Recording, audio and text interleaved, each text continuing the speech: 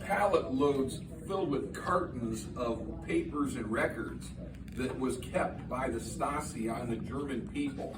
And they're still going through them. There's tons of stuff that's never even been looked at yet.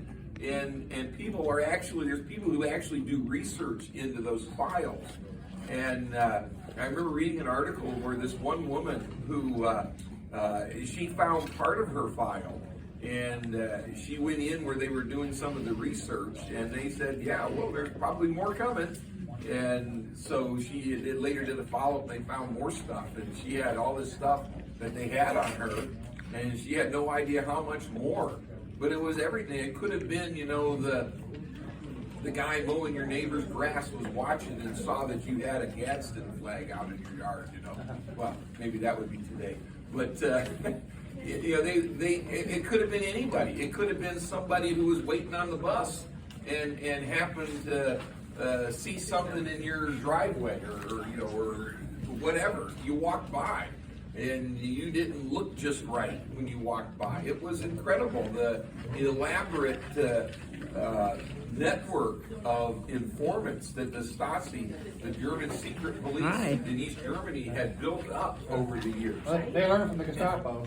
Well, yeah. Well, many of them were the descendants of those people. And Extra loaves of bread. yeah. That's suspicious. Why do you have extra loaves of bread? Well, I smelled bread baking at their house.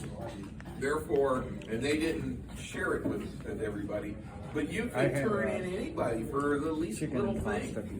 So it was pretty extensive. You don't need to think about everything. And I really, it just felt like he was going to announce that, but he didn't. If anybody wants to read, this is actually the transcript of his little tirade. Yeah. But as I was watching it, I actually wrote this thing down. Somebody typed a comment in, you see the comments go by where other people are watching, and they said, sounds like he's getting us ready for a false flag event. And I was talking to somebody earlier today, I said, you know, a year ago, I'd have said, I don't know, that's kind of being a little conspiratorial. And now, I wish I could say, you know, that's being a little conspiratorial. We've been talking about a variety of things. At the same time, all of this is going on, the Vatican has, the Pope put out a decree that all the Catholic agencies and everything are supposed to move all the finances into the Vatican Bank, pulling it out of banks around the world. Wow. By the end of the month, by September 30th. Wow. As if he's expecting something. And then, of course, there's the persistent rumor of a coming economic something happening by December. So now, whether or not that transpires, if you ran a large, profitable organization like the Vatican and the Catholic Church worldwide, and you knew that something was coming because you're in on it, wouldn't that make sense that you would consolidate all of your money into a bank that you control? Wow, yeah. I mean, I just you know, you wonder. But I do think that when you look at what's happening in the world today, they are trying to make us the focus of everything that's wrong and the focus of evil. This line in here that